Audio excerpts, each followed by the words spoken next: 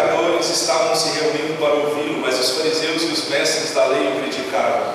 Este homem recebe pecadores e come com eles. Então Jesus lhes contou esta parábola: qual de vocês que possuindo ovelhas e perdendo uma, não deixa as 99 no campo e vai atrás da ovelha perdida até encontrá-la? E quando a encontra, coloca alegremente nos ombros e vai para casa. Ao chegar, reúne seus amigos e vizinhos e diz: alegrem-se comigo, pois encontrei minha ovelha perdida. Eu lhes digo que da mesma forma haverá mais alegria no céu para um pecador que se arrepende do que por 99 justos que não precisam arrepender-se. Ou qual é a mulher que, possuindo 10 dracmas e perdendo uma delas, não acende uma candeia, varre a casa e procura atentamente até encontrá-la? E quando a encontra, reúne suas amigas vizinhas e diz: alegrem-se comigo, pois encontrei minha moeda perdida. Eu lhe digo que da mesma forma há alegria na presença dos anjos de Deus por um pecador que se arrepende.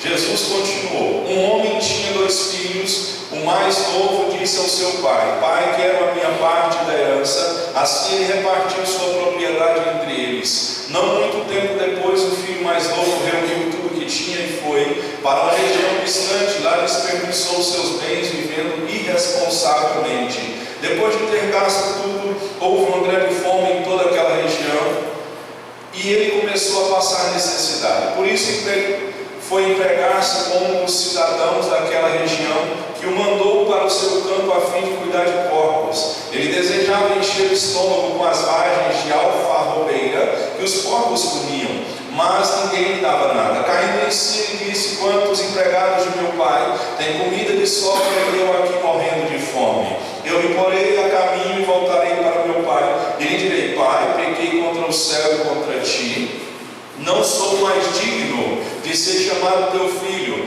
trata-me como um dos teus empregados. A seguir levantou-se e foi para seu pai. Estando ainda longe, seu pai o viu a caminho. Seu pai o viu e, cheio de compaixão, correu para seu filho, o abraçou e o beijou. O filho lhe disse: pai, pequei contra o céu e contra ti, não sou mais digno de ser chamado teu filho. Mas o pai disse aos seus servos: depressa, tragam a melhor roupa e vistam nele, coloquem um anel em seu dedo e calçado em seus pés, tragam um novilho gordo e matem-no. Vamos fazer uma festa e alegrarmos, pois este meu filho estava morto e voltou à vida, estava perdido e foi achado. E começaram a festejar o seu regresso. Enquanto isso, seu filho mais velho estava no campo. Quando se aproximou da casa, ouviu a música e a dança. Então chamou um dos seus servos e perguntou-lhe o que estava acontecendo. Este lhe respondeu: seu irmão voltou e seu pai matou um novilho gordo, porque o recebeu de volta são e salvo. O filho mais velho encheu-se de ira e não quis entrar. Então seu pai saiu e insistiu com ele, mas ele respondeu ao seu pai: olha, todos esses anos tenho trabalhado como um escravo ao teu serviço e nunca desobedeci as tuas ordens, mas tu nunca me deste nem um cabrito para eu festejar com os meus amigos. Mas quando volta para casa esse teu filho que esbanjou os teus bens com as prostitutas, mata um novilho gordo para ele. Disse o pai: meu filho, você está sempre comigo e tudo o que tem é seu. Mas nós tínhamos que celebrar a volta deste seu irmão e alegrarmos, porque ele estava morto e voltou à vida, estava perdido e foi achado. Amém? Então é uma história bastante conhecida, a história do filho pródigo e do seu irmão, que não se encontra nem o nome de um nem de outro, só chama de pródigo, e o irmão do filho pródigo. Nós costumamos falar muito do filho pródigo, mas hoje nós vamos falar do irmão do filho pródigo. É o camarada que ficou na casa. Amém? Nessa passagem nós vemos 2 modelos de cristão que a gente tem na igreja. É um que procura se acertar, que procura reconhecer os seus erros e confessar os pecados, e outro que se justifica, tentando impedir aqueles que querem servir ao Senhor. E nós podemos ver que nós temos que analisar as atitudes e as virtudes desse irmão do filho pródigo. As virtudes que esse jovem tinha é que ele era trabalhador, porque a Bíblia diz no verso 25 que ele era o filho mais velho que sempre estivera no campo. Ele era obediente, porque no verso 29 diz que ele respondeu a seu pai e diz: há quantos anos te sirvo sem jamais transgredir obedir uma ordem tua. Então ele era trabalhador, ele era obediente, ele tinha essas virtudes, mas ele tinha um grande defeito, um único defeito: ele não sabia amar. Ele era uma pessoa egoísta que não tinha amor no coração dele. Ele era um ótimo filho, mas ele era um péssimo irmão. Então hoje nós vamos fazer um paralelo aqui, quem nós somos, amém? Porque se nós analisarmos aqui a história que nós lemos no capítulo 15, até o final do versículo aqui, Jesus ele está contando 3 parábolas. A primeira parábola, ele contou 3 parábolas sobre a alegria de encontrar. E a primeira foi da ovelha perdida, tem até aquela música, né? Que é? Éramos 100 ovelhas, juntas numa prisca. Né? E aí ele vai, eu me lembro bem quando a gente fazia encontro, a gente tinha o que fazer, a gente começava a cantar essa música: éramos 100 ovelhas, juntas numa prisca. Aí depois a gente começava assim: as 99, as 98, as 97, as 96, as 95, até chegar na 1. O povo que estava fazendo encontro ficava pé da vida logo no começo da caminhada de ir para o encontro. Quem já foi no encontro sabe que realmente é um confronto. Então a gente vê que a ovelha perdida que foi encontrada, porque o pastor ele chamou todos para se alegrarem, porque ele perdeu uma e ele largou todas as 99 e foi atrás dessa uma. Então houve uma alegria, e a gente vê que a moeda perdida que também foi encontrada. A mulher perde uma dracma, ela varre, acende a luz e ela vai e chama os seus vizinhos para se alegrar com ela, porque ela achou uma dracma perdida, algo que ela havia perdido. E aqui a gente vê o filho pródigo perdido que volta para casa. O pai oferece uma festa e chama outras pessoas para se alegrar com ele. Mas nessas 3 parábolas, a única pessoa que não está alegre e feliz é o irmão do filho pródigo. O irmão do filho pródigo é aquela pessoa egoísta, invejosa, que ele não consegue ver a alegria dos outros, ele não consegue se alegrar com aqueles que estão recebendo alguma coisa. Então nós não podemos ser assim. Então nessa passagem aqui, nessas 3 parábolas, o único que era uma voz que se destoava dos demais, porque a gente vê que o filho mais velho aqui, ele está triste porque o pai recebe o filho pródigo, ele está irado porque o pai foi misericordioso com o seu filho, ele está do lado de fora enquanto o filho pródigo está dentro da casa. Então nós vamos entender isso, o perigo de estar dentro da igreja e estar perdido. Esse é o centro da mensagem, porque nós achamos que estar dentro da igreja vai trazer salvação. Aqui você ouve palavra, mas nós temos que ser igreja lá fora. Então é o perdido dentro da igreja, é o tema da mensagem. O perigo de se estar na casa do Pai é a primeira coisa que eu quero falar. Estar dentro da casa do Pai, dentro da igreja,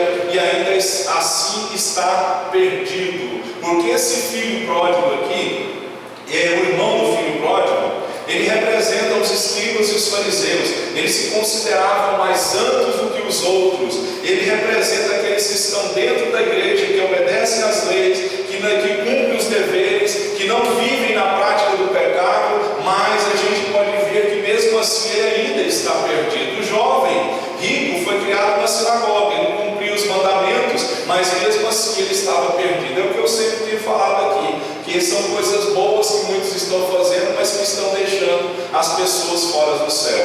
O jovem rico, quando Jesus pergunta para ele pergunta para Jesus: o que me falta para ser salvo? Jesus diz: vai, vende tudo que você tem e dá aos pobres. E ele vira as costas e vai embora. Então ele seguia a Deus de uma forma religiosa, de uma forma, vamos dizer assim, superficial. O profeta Joel, ele diz assim: rasga o seu coração e não a sua veste. O Joel, ele estava dizendo assim: rasgar o coração, porque ao rasgar as vestes era uma atitude exterior, era uma atitude superficial. E Joel disse para o povo de Israel, dizendo: olha, vocês estão sendo muito supérfluos, muito superficiais. E muitas vezes nós estamos assim. Às vezes nós estamos dentro da casa do Pai, mas muitas vezes não estamos seguindo aquilo que nós estamos ouvindo. É como o Tiago diz, que nós temos que ser ouvintes que praticam a palavra. Quem ouve e não pratica, Tiago capítulo 1 diz que é semelhante ao homem que vê a sua face no espelho e logo ele se esquece. A gente vê que tem muita igreja no Brasil, não é o nosso país é a cidade, é o país onde mais tem evangélicos, mas o número não está fazendo diferença, porque se o número de crentes fizesse a diferença, o país não estaria essa baderna que está hoje. Mas é porque muitas vezes nós não estamos sendo luz em meio às trevas, nós não oramos e nós não choramos pelo nosso país. E eu digo para você, ore pela nação. 2 Crônicas 7,14 diz que se meu povo que se chama pelo meu nome se humilhar, orar, jejuar, então o Senhor vai ouvir do céu, vai vir e vai sarar a terra. Então é tempo de nós clamarmos, é tempo de nós orarmos por nossa nação, pelos nossos governantes, porque tudo que eles fazem lá vai influenciar a mim e a você. E a gente sabe que o país está uma baderna, está uma bagunça. E cabe a mim, cabe a você orar, jejuar, interceder e chorar aos pés do Senhor. Então, o irmão do filho pródigo é aquela pessoa que vive dentro da igreja, mas esse irmão aqui, ele desobedece os dois principais mandamentos. Quais são os dois principais? Amar a Deus sobre todas as coisas e amar o próximo como a si mesmo. E esse irmão do filho pródigo aqui, ele quebra esses dois mandamentos. Por que ele quebra os dois mandamentos? Porque ele não amou a Deus, que é representado pelo Pai, e não amou o seu irmão. Ele não perdoou o seu pai por receber o filho pródigo, e nem perdoou o seu irmão pelos erros que ele cometeu. E muitas vezes nós estamos assim, nós não estamos tendo amor pelos perdidos. Somos pessoas que muitas vezes estão na igreja, mas não amam os irmãos. Nós temos que amar uns aos outros. Jesus disse que nós temos que perdoar, quantas vezes? 70 vezes 7. Então nós temos que aprender a amar, porque esse homem aqui, esse irmão do filho pródigo, ele quebra os dois principais mandamentos da palavra de Deus. Amar a Deus, ele não ama a Deus que era representado pelo Pai. Amar ao próximo, ele quebra esse mandamento porque ele não ama o seu irmão, porque ele não perdoa o filho pródigo, porque ele não perdoa o filho pródigo pelos erros. E nós temos que aprender a perdoar pessoas. Nós temos que aprender a dar nova chance para as pessoas que muitas vezes fizeram coisas ruins conosco, que muitas vezes deixaram de fazer aquilo que nós esperamos e nós não conseguimos dar uma segunda chance. Hoje tem muita gente que não consegue ter um novo relacionamento porque as pessoas não conseguem se desprender do passado, não conseguem perdoar e não conseguem viver uma nova vida. E muitas vezes nós estamos, como Jesus diz, querendo pôr remendo novo em pano velho. Nós queremos coisas novas, mas continuamos com atitudes velhas. Nós somos nova criatura, estamos em Cristo. Novas coisas nós temos que fazer, e aquela pessoa que nós éramos, nós temos que deixar de ser. Apocalipse diz: aquele que é sujo, suje-se mais. Aquele que rouba, rouba mais. Mas aquele que é santo, santifique-se mais. Então nós somos santos, nós temos que mudar de atitude. Diga para a pessoa do seu lado assim: mude as suas atitudes. Amém? Então aqui a gente vê, vive dentro da igreja, mas desobedece os dois principais mandamentos: amar a Deus sobre todas as coisas e amar ao próximo como a si mesmo. Amar ao próximo como a si mesmo é difícil. Se eu não consigo amar a mim mesmo, eu não consigo amar o próximo. E amar envolve renúncia. Amar envolve você fazer muitas coisas que você não vai querer fazer. Jesus, ele morreu no nosso lugar, então nós temos que nos entregar em favor de alguém. O problema de hoje é que nós vivemos um desejo de, como é que eu falo? Muitas pessoas elas não... Deixa eu traçar um raciocínio. Você já percebeu o seguinte? Que hoje as pessoas elas gostam mais de um animal do que de pessoa. As pessoas hoje estão preferindo ficar com o animal do que ficar com a pessoa. E isso está errado. É bonitinho o seu cachorro, o seu gatinho, seja qual for o bicho de estimação, mas nós temos que amar uns aos outros. E esse desejo de estar mais com o animal e deixar as pessoas é contrário à Bíblia. Porque a Bíblia não diz assim: quão bom e suave é que eu vivo em comunhão só com o meu gato e só com o meu cachorro. Não é verdade? A Bíblia diz isso? Não. A Bíblia diz: quão bom e quão suave é que os irmãos vivam em união. Irmãos, mesmo Pai, Deus, Jesus. Então nós temos que aprender a amar uns aos outros. Às vezes tem gente que congrega um com o outro, não sabe nem o nome do irmão que congrega. Não é verdade? Você sabe o irmão do lado, o nome dele? Aí quando eu esqueço o nome de alguém aqui, todo mundo fala: pastor, você não conhece o nome da ovelha? Não é? Então, muitos pessoas que estão na igreja, mas não têm amor por Deus e nem por aqueles que são perdidos. Hoje é muito difícil você separar pessoas para fazer evangelismo, para visitar uma casa de recuperação, para visitar uma cadeia, para visitar um presídio, né? Mas quando fala assim: vamos todo mundo passear, vamos todo mundo viajar, vamos todo mundo para o shopping, acha inúmeros voluntários. Mas quando se é para cumprir o convite do Senhor, acha-se poucos voluntários. Romanos 10 diz: como saberão se não há quem pregue? Amém? Então dedique-se mais, ame pessoas, ame a Deus, e você será bem sucedido no que você faz. Outra característica desse jovem aqui: vive dentro da igreja, mas está confiando na sua própria justiça. Ele vê o pecado do seu irmão, mas ele não enxerga os próprios pecados, porque não estava amando o irmão. E quantas vezes nós somos assim? Nós somos rápidos para condenar, nós somos rápidos para apontar o dedo, mas nós somos lentos para olhar os nossos próprios pecados. Jesus, em Mateus 7, ele diz: por que você repara no cisco que está no olho do seu irmão e não se dá conta da viga que está em seu próprio olho? Como você pode dizer ao seu irmão: deixe-me tirar o cisco do seu olho, quando há uma viga no seu? Hipócrita, tire primeiro a viga do seu olho, e então verá claramente para tirar o cisco do olho do seu irmão. Então o irmão do filho pródigo, ele estava confiando na justiça própria, ele se via como padrão de obediência, por isso que ele condena o seu irmão. Era o problema dos fariseus. Os fariseus, eles condenavam e definiam pecado das pessoas em ações exteriores e não em ações interiores. Samuel, quando vai ungir Davi, ele olha o exterior dos irmãos de Davi, e Deus vira para ele assim: não é assim que eu vejo. Eu vejo como, não vejo como o homem vê. O homem vê o exterior, eu consigo ver o interior. Então os fariseus, eles viam só ações exteriores, eles eram orgulhosos. É como o profeta Jonas: esse filho mais velho obedecia ao pai, mas não de coração. Ele trabalhava com o pai, mas não trabalhava com amor. É o grande problema hoje. Hoje tem muitas pessoas que trabalham com o Senhor, mas elas não trabalham com amor. Às vezes elas fazem para o pastor ver, às vezes elas fazem porque alguém que ela quer, vamos dizer assim, chegar perto. Pode deixar, a pilha está. Como é que fala? Chegar perto. Tem muito microfone ali, eu sou teimoso, eu não quero pegar isso. Amém? Às vezes eu gosto de falar: eu vou comprar, se você quiser ofertar para mim daqui, esse precinho. Viu que esse chique assim, ó. O pessoal põe um negocinho assim e fica falando. E às vezes eu gosto mais de mexer com a mão. Amém? Vamos lá. Então, ele condena o irmão dele. E para ele se via a si mesmo como um padrão de obediência. Entenda que Deus tem um chamado único e especial para cada um.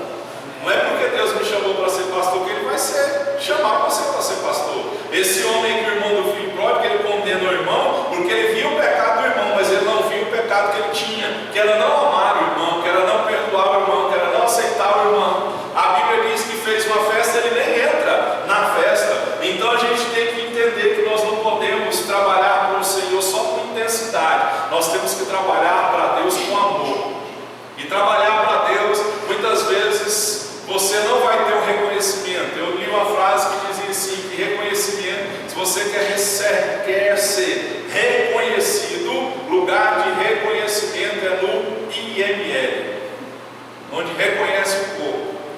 Na obra de Deus você vai fazer quantos personagens dentro da Bíblia, da história da Bíblia e do cristianismo que não é citado na Bíblia? Quantos, vamos dizer assim, Marias e João, José, Pedro, que não está na Bíblia, que nós nunca conhecemos, nunca vimos, mas eles fizeram parte da história da Bíblia. Então não espere ser reconhecido, faça com amor, faça por amor. Fazer por amor é você fazer a obra do Senhor sem esperar receber algo em troca. Se eu fosse esperar receber algo em troca para fazer para o Senhor, estaria difícil, porque muitas vezes você faz, você já fez mais para as pessoas e esperar ir além daquilo que elas retornaram para você? É isso que acontece. Então nós temos que amar. Esse é o grande mandamento. Ame a Deus, ame as pessoas, e você vai ser bem sucedido na sua vida. Então trabalhe para o Senhor, mas trabalhe por amor. Não trabalhe como uma moeda de troca. Alguém disse assim, acho que é D.A. Carson, o nome do autor de um livro: como barganhar com Deus que não precisa de nada? Como nós vamos barganhar com Deus que Ele é Deus por si só? Então faça a obra do Senhor, se dedique ao Senhor, sem esperar receber algo em troca. Alguns pregadores de hoje, eles cobram, não é verdade? Se você ligar para certos pregadores, esses mais, vamos dizer, o povo fala renomado, não sei por causa disso, né? Não sei por que esse nome. Deve ser porque Deus mudou o nome dele, né, de João para Pedro, porque para mim é tudo pecador e como eu, né? Não é porque ele está na televisão, está no rádio, que ele é diferente de mim, de você. E alguns desses costumam pregar por dinheiro. Pregam, se você chamar, se você chamar alguém desses mais conhecidos aí, cantor, pregador, eles vão cobrar. Aí você vai perguntar assim: como você trabalha? Aí ele vai falar assim: irmão, nós costumamos aí, a pregação do pastor é R$600, é R$1.000, é R$1.200, é R$5.000, é R$10.000. Aí a igreja tem que arcar com o hotel, com essas coisas. Eu sei que o trabalhador é digno do seu salário, mas fazer a obra do Senhor para receber, para cobrar, é errado.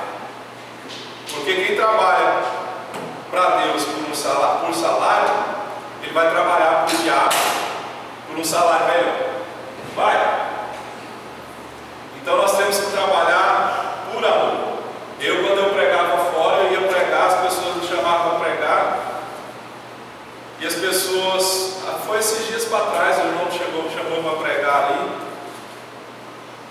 e ele perguntou: quanto o senhor cobra, pastor? Quanto que é a oferta? Eu falei: não, irmão, se a igreja quiser e puder dar a oferta, eu aceito, mas se a igreja não quiser e não puder, eu vou pregar do mesmo jeitinho. Nunca cobrei, porque eu entendo que o trabalho é para Deus, o meu salário vai vir do Senhor. Faça por amor, amém?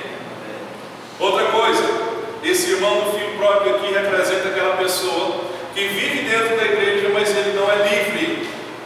Ele não é livre porque ele vive como escravo, porque a religião dele é uma religião rígida que obedece por medo ou para receber elogio. Ele faz as coisas certas, trabalhar para o Pai, mas ele faz com a motivação errada. Nós temos que aprender a fazer as coisas para Deus com a motivação certa. Porque às vezes, é como eu disse, nós estamos fazendo as coisas para Deus com a motivação errada no nosso coração.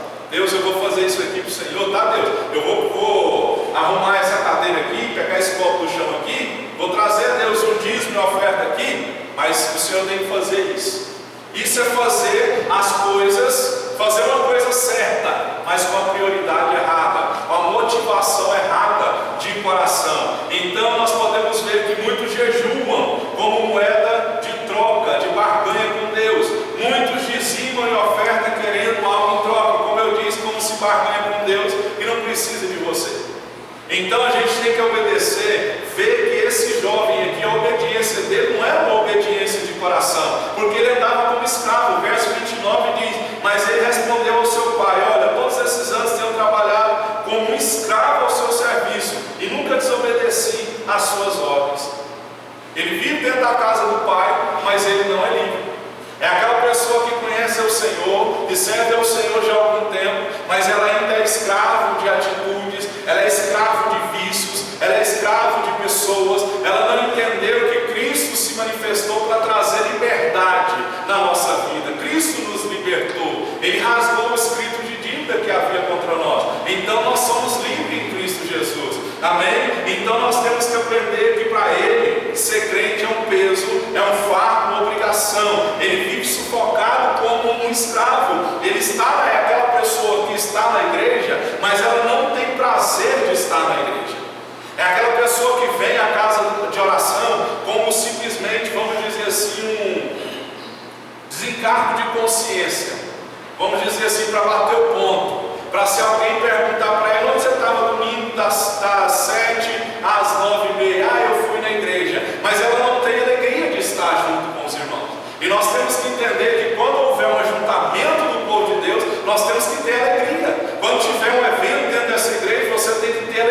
estar no meio do povo do Senhor. E parece que muitas vezes não se tem essa alegria. Eu vejo hoje que é o que a Bíblia diz: a iniquidade tem aumentado, o amor tem se esfriado. O povo de Deus não está tendo mais alegria, vontade de estar um com o outro. É o que eu falei, estamos preferindo o animal, o isolamento, do que viver em comunhão. Esse jovem aqui, ele está na igreja, mas ele não tinha prazer, ele estava na casa do Pai. O Pai simboliza Cristo, se você não entendeu ainda. Mas ele não tinha prazer, porque ele se achava um escravo. Nós não somos mais escravos do pecado. Nada pode aprisionar a mim e você. Nós temos que viver como livre. Ele obedece, mas ele não obedece com alegria. Quantas vezes nós estamos obedecendo a Deus como por obrigação? Aquela pessoa, eu já vi isso muito dentro de igreja. Você pega a pessoa, faz isso para mim. A pessoa fala assim, faço, mas lá no coração dela, ela está falando: por que tem que ser eu? Por que tem que ser eu? Por que não manda o fulano? Não faz com alegria. A alegria do Senhor é a nossa força. O salmista disse: alegrei-me quando me disseram, vamos à casa do Senhor. Você tem que ter alegria.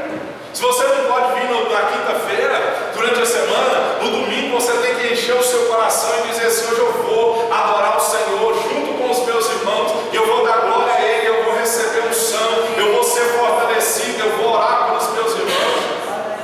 Olha, eu já deixei, eu era muito difícil eu matar culto.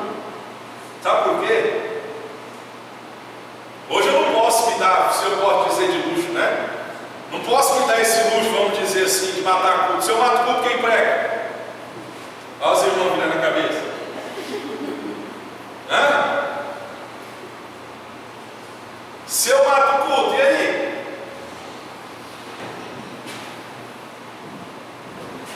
Estou indo embora.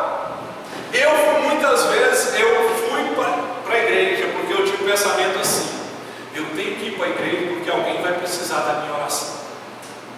Eu tenho que ir para a igreja, pedir dinheiro emprestado, pedir carona, me virava, porque eu tinha consciência de que Deus havia me chamado para fazer uma coisa dentro da obra do Senhor. Eu tinha essa consciência, eu tenho essa consciência, graças a Deus.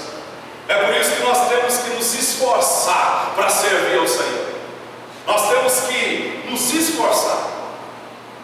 Vai ter ali a conferência, dia 22, 23 e 24 de junho do mês que vem.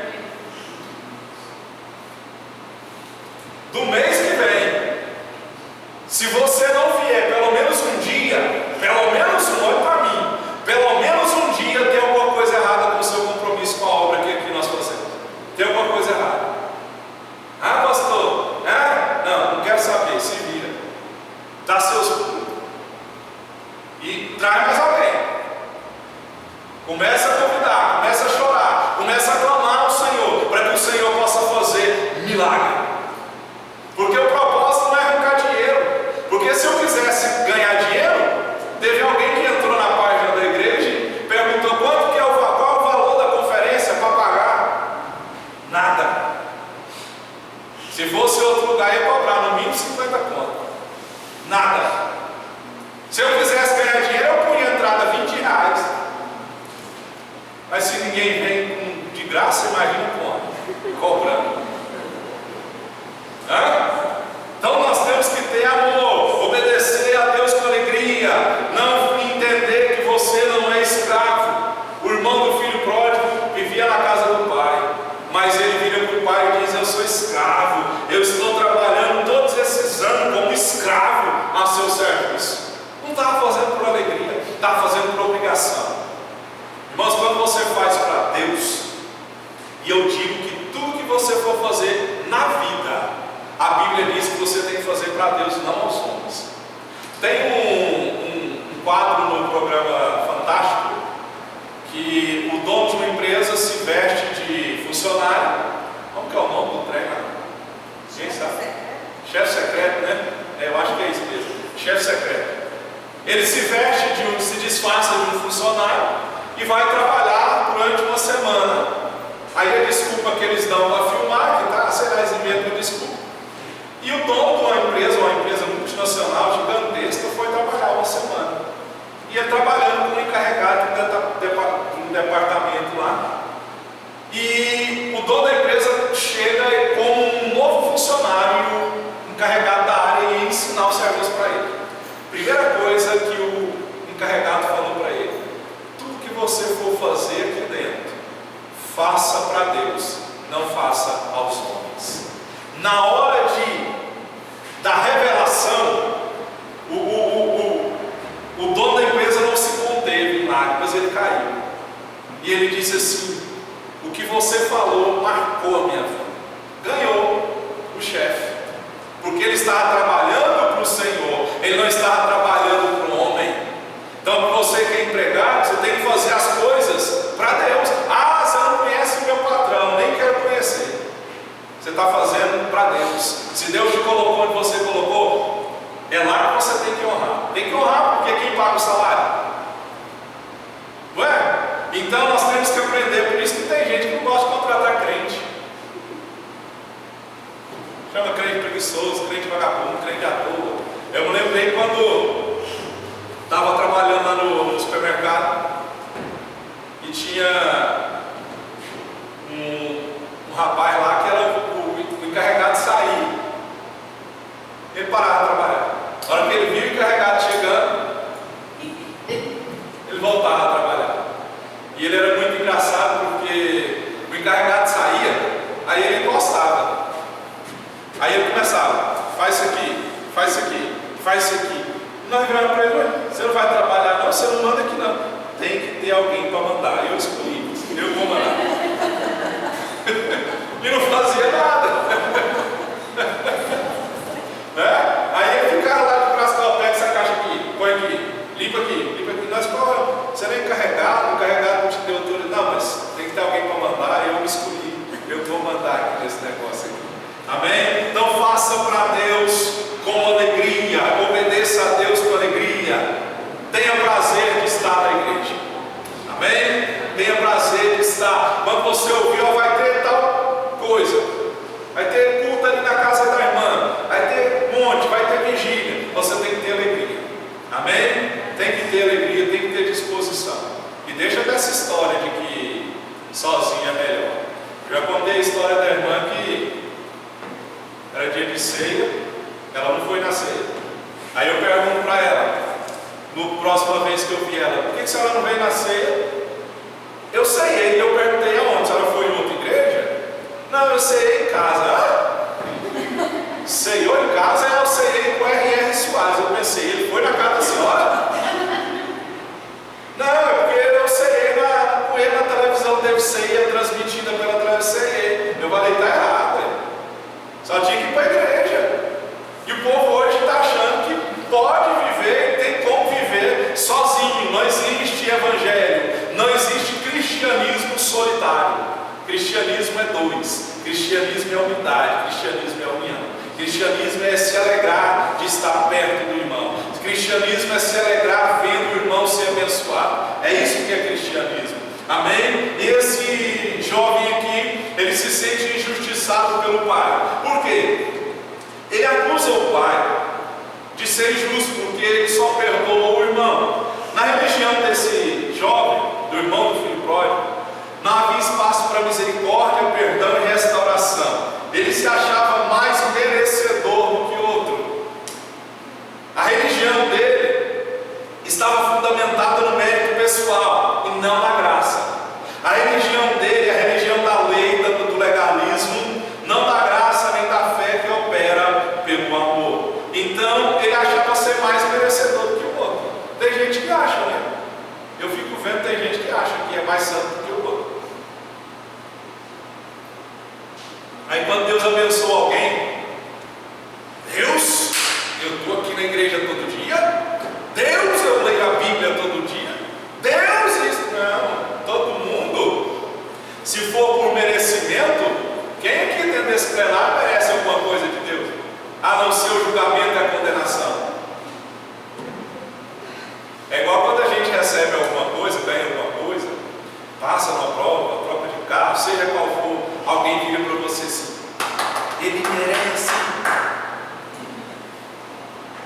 Merece não, a Bíblia diz que nós merecemos condenação, inferno. mas pela graça de Deus, o Senhor escolheu nos abençoar. Então a religião desse irmão do filho pródigo é do legalismo. O que é legalismo? Tem que obedecer mandamentos, regras criadas por homem, fundamentada no mérito pessoal, não na graça de Deus.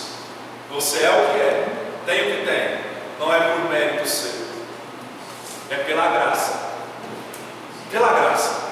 Se não fosse a graça de Deus, nós não teríamos o que teríamos e não seríamos o que seríamos, porque em nós não há mérito. 17 de Jeremias diz que o coração do homem é enganoso, desesperadamente puro. Romanos capítulo 3 diz que não há um justo sequer, não há um que faça o bem. Então não é mérito, não é mérito. Ah, pastor, eu estudei, eu me esforcei, glória a Deus. Mas quem deu a sabedoria? Quem deu a ciência, o entendimento para você entender, para nós chegarmos onde chegamos? Então não é mérito pessoal, é graça. Então para de achar que você é mais merecedor do que o outro. Outra coisa, ele não perdoa nem restaura o relacionamento com o seu irmão. O verso 30 diz: mas quando volta para casa esse teu filho, que esbanjou os teus bens com as prostitutas, matas o novilho gordo para ele. Ele não se refere ao irmão dele como um irmão. Se você prestar atenção, ele chama esse teu filho. Ele não chama ele de irmão. E a Bíblia diz que quem não ama seu irmão, até agora está em trevas. Ele não conhece o amor. Ele é cheio de ressentimentos. Ele vê o irmão dele como um rival. Ressentimento, sabe o que é? É você ressentir. É aquela pessoa que não consegue restaurar relacionamento com outras pessoas. É mais fácil falar de perdão do que fazer, né? E se durante essa semana o Senhor colocar na sua frente, você vai num lugar, você nem está lembrando, você vai e entra. Imagina você entrando no elevador, a porta do elevador abre, quem está lá dentro? Quem você não quer ver? E aí? Você vai entrar no elevador, vai dar meia volta, vamos ver? Opa, esqueci, estou indo ali, agora eu volto. O irmão do filho pródigo, ele não perdoa, ele não restaura o relacionamento, ele chama o irmão dele de esse teu filho. Ele não conhece o amor, ele é cheio de ressentimento, ele é cheio de amargura, ele é cheio de mágoa. Shakespeare diz que quem não perdoa bebe veneno esperando que o outro morra. Fala para o seu irmão, para de beber veneno. Fala para ele. Está bebendo veneno, esperando que o outro morra. Quem está morrendo? Quem não perdoa. Sabe por quê? Porque quem não perdoa, ele não consegue esquecer. Ele dorme, levanta pensando, passa o dia inteiro pensando na pessoa, dorme pensando, sonhando, tendo pesadelos, seja o que for, e no outro dia o ciclo vai se repetir. E a pessoa que feriu e fez mal, está nem aí. E temos que perdoar, sabe por que temos que perdoar? Porque Cristo nos perdoou. Por isso, porque Cristo nos perdoou. Se você olhar a oração do Pai Nosso, lá está dizendo: olha, assim como eu te perdoei, como que é? Vamos ler? Perdoa os nossos pecados. Vamos ler, Mateus 6. Perdoa os meus pecados, assim como eu tenho perdoado quem eu ofendi. Mateus 6, o verso 12. Perdoa as nossas dívidas, assim como perdoamos aos nossos devedores. Perdoa as nossas dívidas, assim como perdoamos aos nossos devedores. E no verso 14 termina dizendo: pois se perdoarem as ofensas uns dos outros, o Pai Celestial também nos perdoará. Mas se não perdoarem uns aos outros, o Pai Celestial não lhes perdoará as ofensas. Amém? Então temos que aprender a restaurar. Jesus diz que nós temos que ser edificadores. Nós não podemos destruir, nós temos que construir. Amém? Não tem louvor e eu fico me perdido.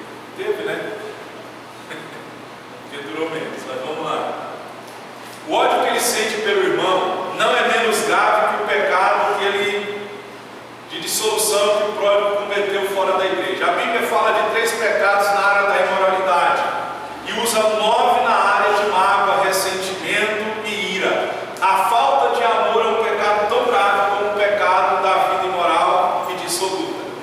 O problema é que nós olhamos o pecado do outro e achamos que o pecado do outro é maior do que o nosso, não é? Mas diante de Deus não tem pecadinho nem pecadão. Pecado é pecado. Amém? Então falta de amor é pecado tão grave quanto a vida imoral.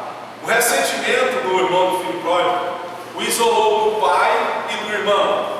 Por quê? Se você prestar atenção aqui, ele ficou amargurado. Como eu disse, teve uma festa e ele se recusa a entrar na festa. Ele fica fora da celebração. E quando a gente guarda ressentimento por alguém, a gente perde comunhão. Nós perdemos comunhão com o Pai, nós perdemos comunhão com Deus. Porque aqui houve uma festa, ao invés dele entrar, celebrar com a família, ele fica amargurado e ele diz para o pai: esse é teu filho, e ele se recusa a entrar, ele não participa. Toda vez eu me lembro de uma história, eu não estava presente, mas alguém me contou. Isso aconteceu na antiga igreja que a gente congregava. Tinha um programa de evangelismo que chamava ID. Era de 15 em 15 dias, se eu não me engano. Ia para algum lugar pregar a palavra e evangelizar. E nessa vez alugava-se um ônibus, conseguia um ônibus e colocava a crentalhada tudo dentro do ônibus e ia tudo num canto só. E na volta passaram em frente uma sorveteria, que era de uma irmã que congregava na igreja, ali no Novo Horizonte. Aí tinha um jovem dentro do ônibus, que eu não sei que cargas d'água aconteceu, eu sei que pegaram no pé dele e ele empurrou. Quem já empurrou? Já? De vez em quando a esposa empurra com a esposa empurra com o esposo, e assim vai, né? Às vezes a ovelha empurra com o pastor. Você não está empurrado comigo, não. Eu aprendi com o meu antigo pastor que ele dizia assim: burro como capim. Dentro do ônibus aconteceu alguma coisa lá que esse irmão empurrou.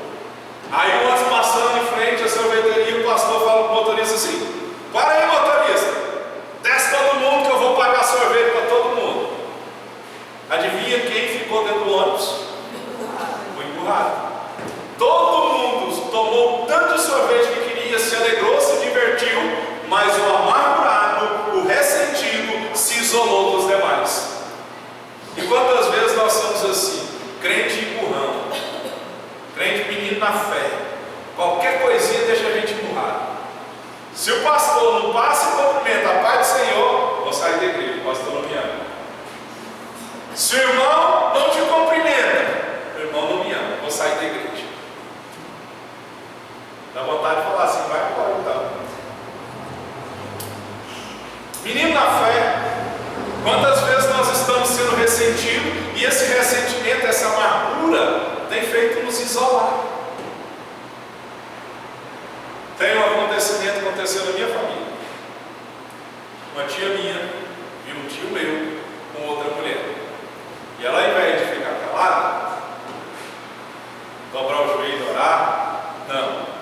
A primeira coisa que ela fez, adivinha? Foi contar para mulher do meu tio. Hoje os dois são falecidos. O que aconteceu? Gerou uma briga, uma intriga. Meu tio entrou na casa dela de carro, arrebentou o portão, deu uma facada nela. Minha família é uma besta.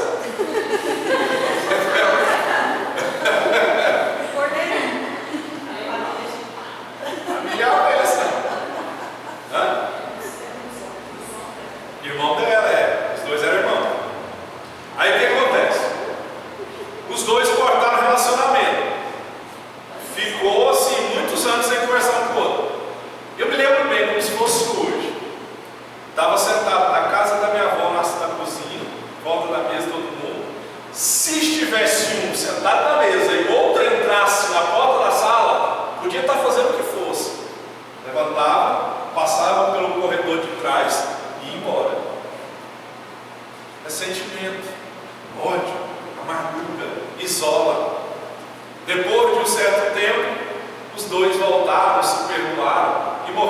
salvo em Cristo em nome de Jesus. Então, nós não podemos guardar mágoa, ressentimentos, isolar uns dos outros. Provérbio 18, uma vez está rindo ali. O que você está rindo? É porque a Virgínia ela acha que é parente nossa. Porque ela conhece a gente já tem muitos anos. Aí ela chega, ô parente! Opa! Hoje mesmo teve festa dos parentes, quem estava lá? Ela perguntou para mim, você vai? Eu vou. Aí chega lá, ela já chega, todo mundo já conhece ela, tio. Ô parente! Não, também não é parente nada, é só de amizade mesmo. Amém? Então nós estávamos falando de isolamento. O ressentimento isolou o irmão. Provérbio 18, capítulo 1 diz que o que se isola insurge contra a verdadeira sabedoria, ele busca os seus próprios interesses. Se você está vivendo um evangelho isolado, tem alguma coisa errada. Evangelho é dois, é junto, é muito. Amém? Vamos lá. Vive dentro da igreja, na presença do Pai, mas ele anda como solitário. Ele anda sem alegria, ele anda sem amor, sem prazer. Ele vive na casa do Pai como escravo. Vive na casa do Pai, mas não tem comunhão com Ele. Quantas pessoas estão dentro da igreja, mas não tem comunhão com o Pai? Só vem dentro da igreja, senta dentro da igreja. Aqui, irmãos, é um prédio como outro qualquer. É uma sala como outra qualquer. Aí você fala, pastor, isso aqui é a casa de Deus. A minha Bíblia diz que Deus não habita em templos feitos por mão de homem. Sabe onde que é a casa de Deus? Paulo diz que nós somos templo e morada do Espírito Santo. Deus não habita aqui não. Eu ia contar um negócio que aconteceu quando eu cheguei aqui da primeira vez nessa sala, mas se eu contar depois você vai ter medo de entrar nela. Aqueles crentes medrosos. Um dia eu te conto. Aconteceu 2 vezes. Mas vamos lá. Vamos lá.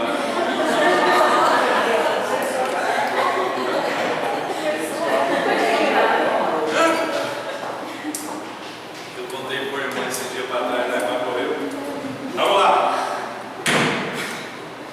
Vive dentro da casa de Deus, vive dentro da igreja, na presença do Pai, mas anda como solitário. Ele não sente a alegria da salvação, não sente o prazer em pertencer a Jesus, vive como órfão, vive sozinho, na solidão e insatisfação dentro da casa do Pai.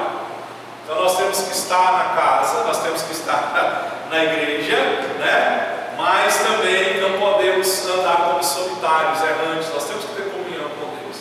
É uma pregação que eu preguei esses dias para trás sobre oração, que antes de orar em público, nós temos que orar no particular. A ordem de Jesus foi: entra no seu quarto, fecha a porta. Amém? Vamos lá? Eu pensei que ia dar quando terminar, terminei. Vive dentro da igreja, mas não se sente dono do que é do Pai. O Pai era rico, ele era rico, mas estava vivendo na miséria. Estou falando de dinheiro não. Esse jovem aqui, ele tinha tudo, mas quando o pai mata um bezerro gordo por mão, ele diz assim: eu estou trabalhando como escravo. Esse homem vai, gasta o dinheiro que ele tem com as prostitutas, volta, o senhor recebe e ainda faz uma festa para ele, e o pai vira para ele e diz assim: tudo que é meu é seu. Tem gente que acha que não é herdeiro. A Bíblia diz que nós somos herdeiro e co-herdeiro de Cristo. Nós somos eleitos do Senhor. Então você não é qualquer um. Amém? Você é filho de Deus. Deus tem uma vida abundante para você. Tá bom? Então não viva dentro da igreja, dentro da casa do Pai, sem ter comunhão, sem ter alegria, sem achar que você é escravo. Amém? Não viva amargurado. Fique de pé, por gentileza.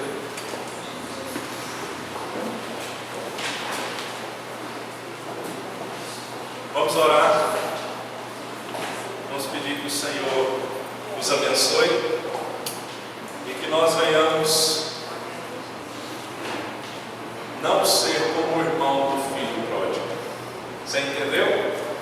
Amém? Então nós vamos orar e vamos clamar ao Senhor para que nós tenhamos o entendimento de que nós somos filhos. Amém? Você é filho. Entenda isso. Oremos.